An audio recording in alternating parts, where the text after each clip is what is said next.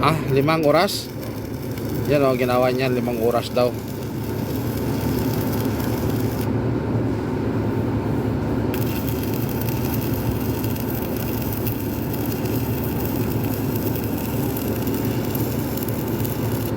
Tagal no, 5 oras ginawa niya. Tapos na. Oh, ngayon lang natapos. Tagal ang gawa niya eh. Yan ang pinakamabilis na welder. Ginawa niya 5 oras.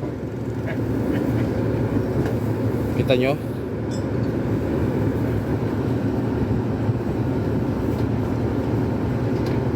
Thank you very much. Wala.